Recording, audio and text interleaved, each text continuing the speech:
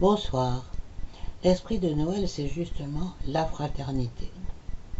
Alors si chaque Français ou chaque être humain doit avoir peur de se rendre dans une église pour échanger, partager de l'amitié, de la sympathie avec d'autres, c'est vraiment ridicule. Vous, les musulmans, enfin du moins pour les extrémistes, vous attaquez les chrétiens ou les peuples de cette dénomination-là en disant que le Christ n'a jamais existé, que la chrétienté est païenne, que les fêtes de Noël sont païennes. Évidemment, tout le monde le sait. Mais vous, quand vous fêtez la Shoura, nous, on ne vient pas vous dire ben, vous fêtez Noël à votre façon. Voilà. Est-ce que nous avons critiqué Abraham? Est-ce que nous avons critiqué des choses qui sont dans votre Coran? Non, absolument pas. Alors, ce qui est dans nos textes au niveau de la Bible reste notre propriété. Ce qui est dans votre Coran reste votre propriété. Toutefois, l'altruisme, l'amour se partagent entre tous les peuples. Que vous soyez noir, que vous soyez blanc, que vous soyez café au lait, que vous soyez musulman, que vous soyez orthodoxe, que vous soyez je ne sais quoi, de toute façon vous êtes un être humain.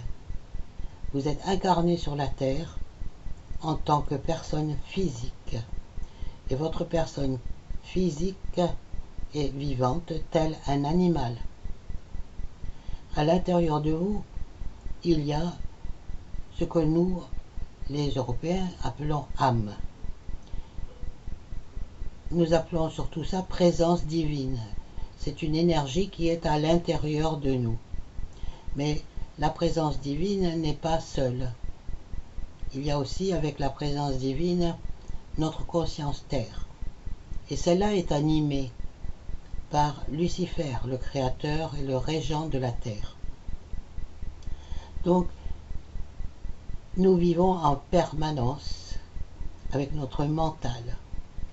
Et notre mental nous asticote jusqu'à ce que parfois nous cédions. Notre mental nous fait penser « Ah, demain, j'aurai rien à manger.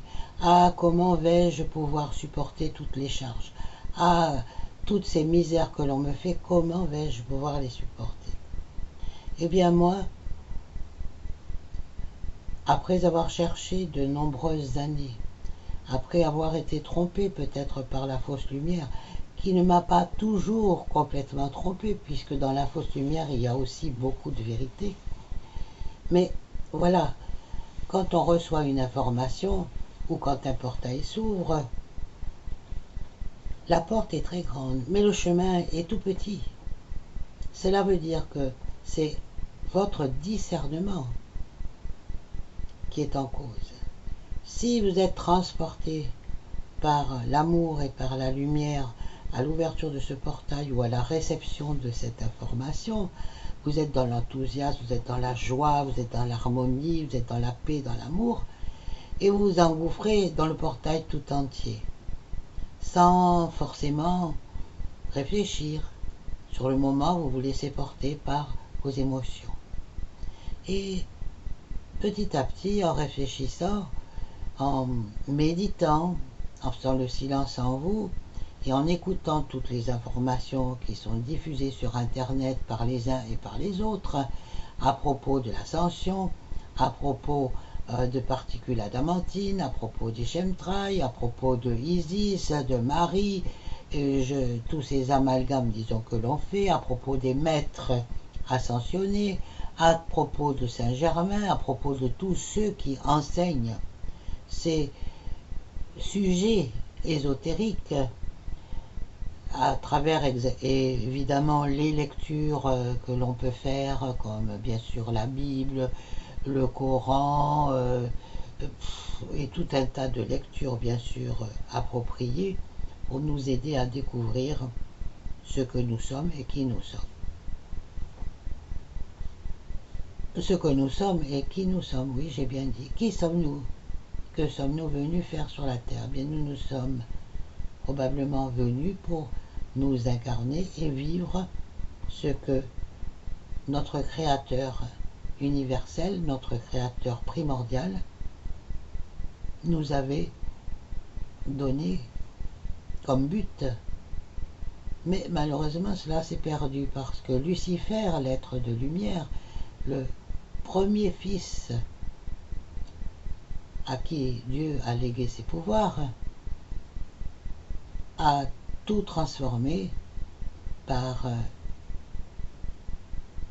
tout simplement parce qu'il avait envie d'être comme Dieu, tout simplement parce qu'il était jaloux de la puissance de Dieu et qu'il voulait avoir sa propre puissance et même être plus grand que Dieu. Donc, il a tout transformé et de fil en aiguille, bon, vous connaissez l'histoire, je ne vais pas vous la raconter ce soir, nous nous retrouvons ici dans notre 21e siècle à entendre que nous allons ascensionner, que des êtres venus de l'extérieur, des maîtres ascensionnés, les 144 000, vont venir nous aider, que nous sommes en 4e, en 5e dimension, voire plus haut, etc.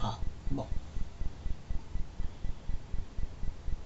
Il faut bien comprendre une chose. Ascensionner n'est pas du pouvoir du petit être physique que nous sommes. Ascensionner dépend de l'esprit, dépend de l'univers, dépend de ce que nous serons après notre ascension. Alors, ascensionner, c'est quoi? Eh bien, avant tout, pour ascensionner, il faut d'abord mourir à la vie terrestre, quitter son corps, et ensuite évoluer dans un autre univers. Donc, quand vous naissez, vous venez de quelque part. On peut considérer que la dimension dans laquelle vous étiez avant peut être une désascension ou une ascension. Tout dépend si vous étiez, disons, un ange ou un archange ou un maître et que éventuellement vous avez incarné un corps pour venir sur Terre,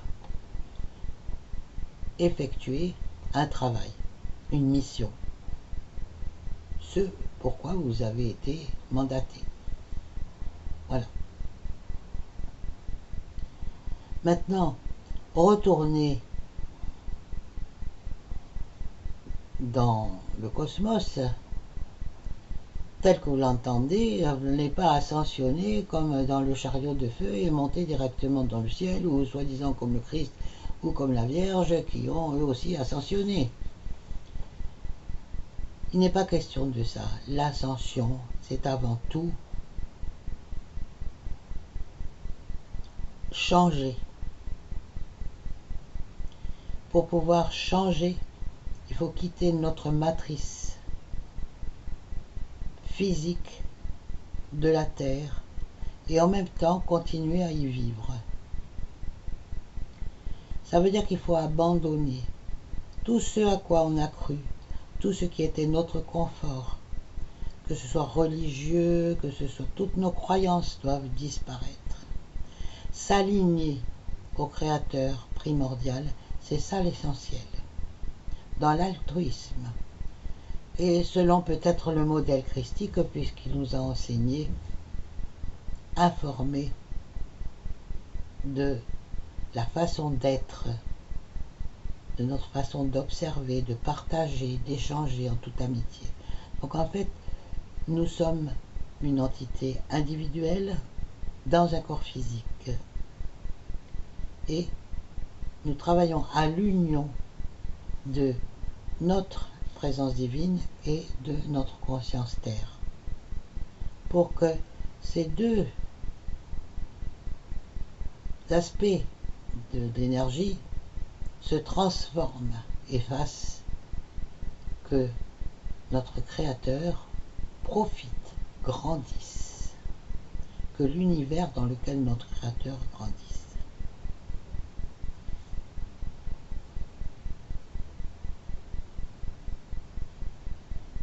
Alors maintenant, j'aimerais revenir au livre qu'a écrit Jeanne Tauber lorsqu'elle parlait de la petite mort.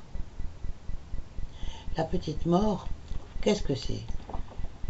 Eh bien, c'est tout d'un coup se retrouver sans connexion. c'est tout d'un coup se retrouver dans le brouillard total, dans le noir total. C'est tout d'un coup ne plus voir la lumière.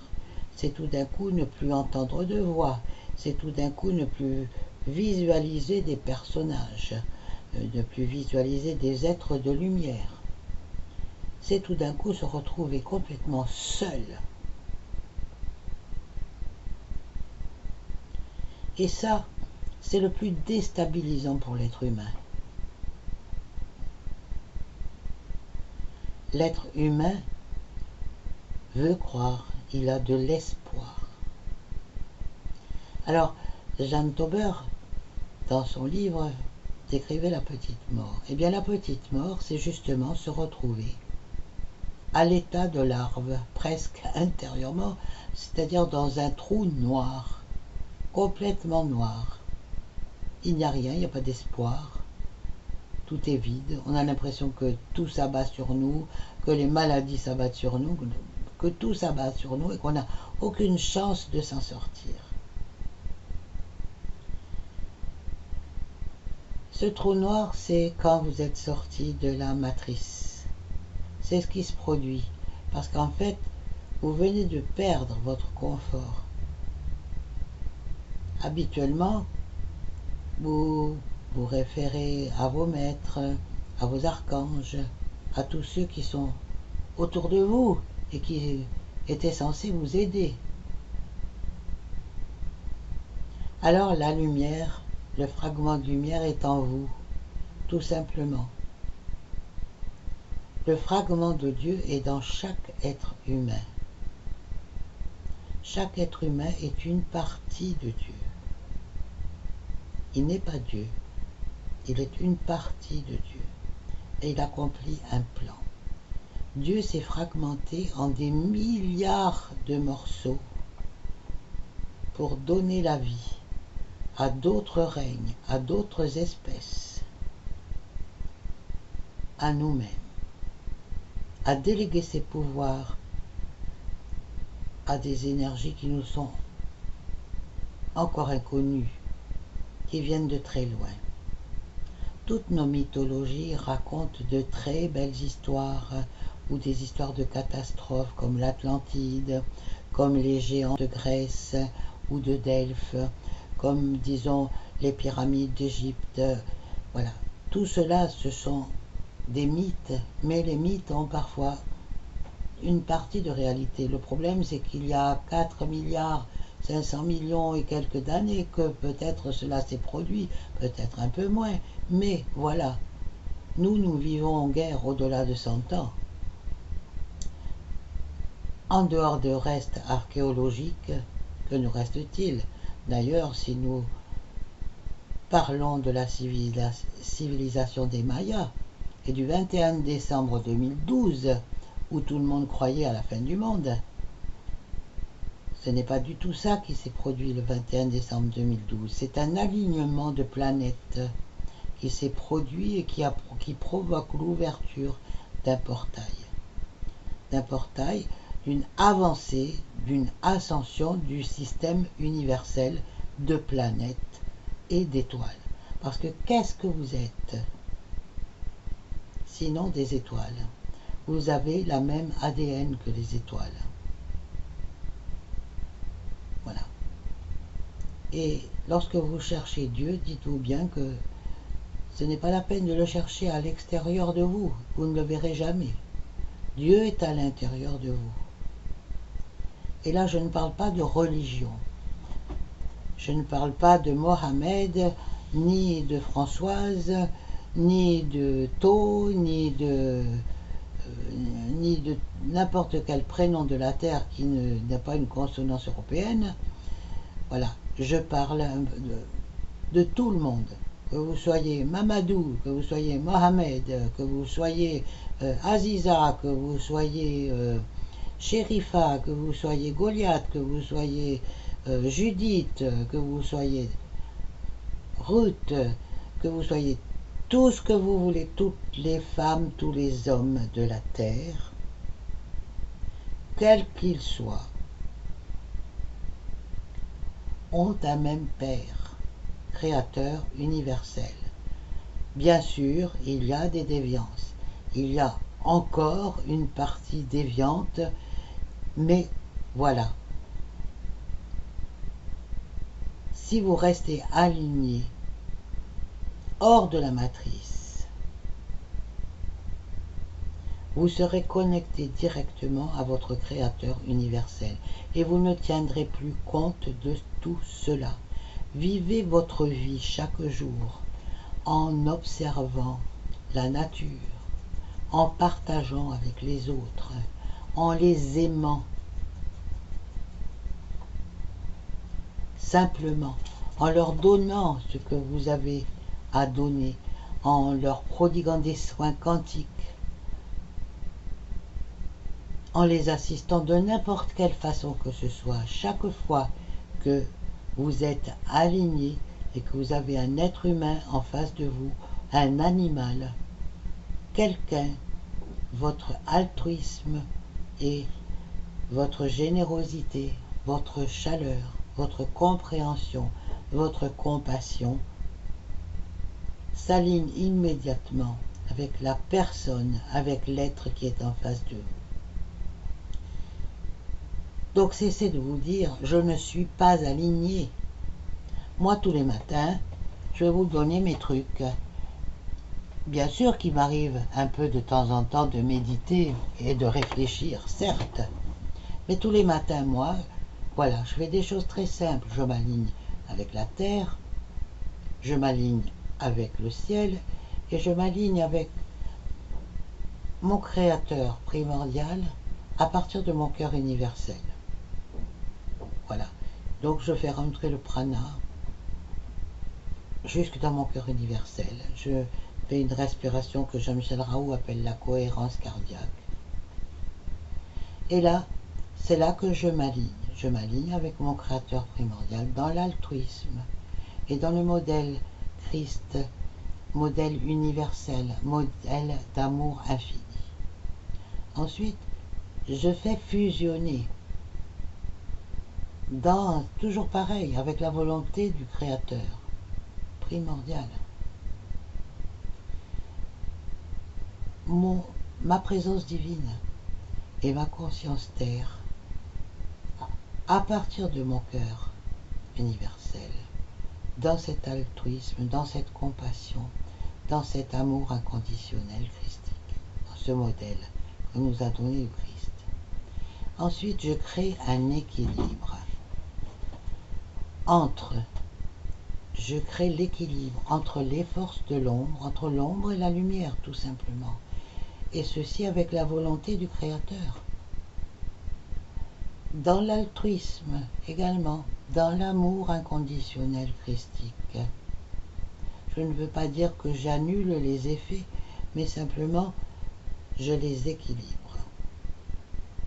Ainsi, mon mental se calme. La paix règne à l'intérieur de moi. Et comme toutes mes actions ont des conséquences, tout ce que je fais dans la journée interagit sur ce qui se passe dans l'univers pour moi. Donc, avec la volonté de mon Créateur primordial, avec ma présence divine, avec ma conscience terre, tout ceci est relié dans mon cœur universel. Univers infini. Aujourd'hui, je vis ou je vibre une excellente journée, pleine de synchronicité pour tout ce que je cherche, tout ce que je recherche, tout ce que j'entreprends.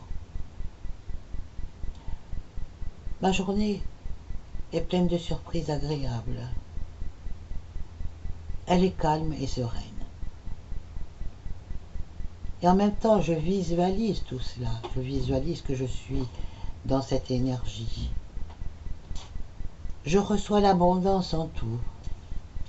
Je peux payer mon loyer, je peux payer mes factures, je peux payer mes charges, je peux réaliser mes projets d'entreprise. Par exemple, ce que je fais en ce moment, je crée une petite une petite activité avec des marionnettes, des contes pour enfants, de la magie, et aussi un site internet sur lequel je pourrais aussi donner des soins quantiques. Donc j'active tout cela et je le vois fonctionner très très bien. Voilà, je me vois aussi jouer de la musique. Voilà, je me visualise en train de faire ça et c'est l'univers qui m'apporte tout ça. Ensuite, je suis en excellente santé. Mon corps physique vibre, mon corps physique, les cellules de mon corps physique fonctionnent en osmose, dans l'amour inconditionnel, fluidique. Je suis aussi une personne aimée, comblée, choyée. Je me réalise dans la joie de vivre. Je m'aime. Et je partage tous ces dons du jour avec tous les êtres qu'il y a autour de moi, dans tous les univers, dans tous les règnes, que ce soit animal, végétal, terrestre, céleste, cosmique, voilà. Et je m'expand dans cet amour, et je suis en paix.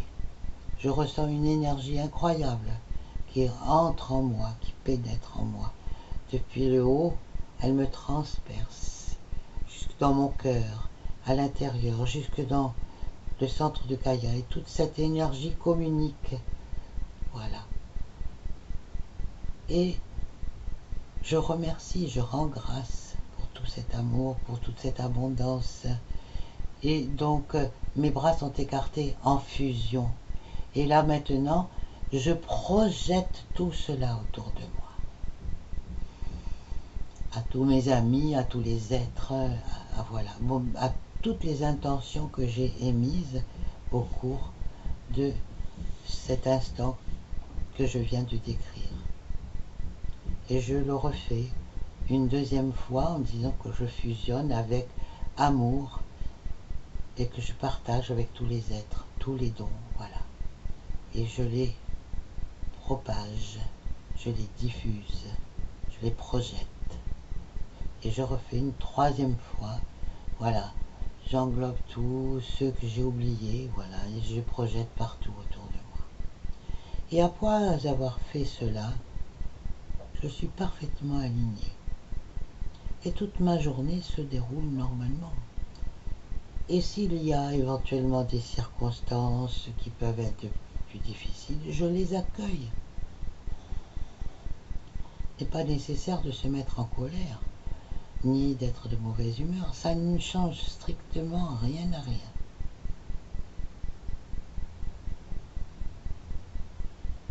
Noël, pour moi, c'est tous les jours. La fête avec mon Créateur, primordial. Voilà, si j'ai tenu ce petit discours ce soir, c'est pour le partager avec vous en ce jour un peu spécial. Bonne soirée en famille. À bientôt.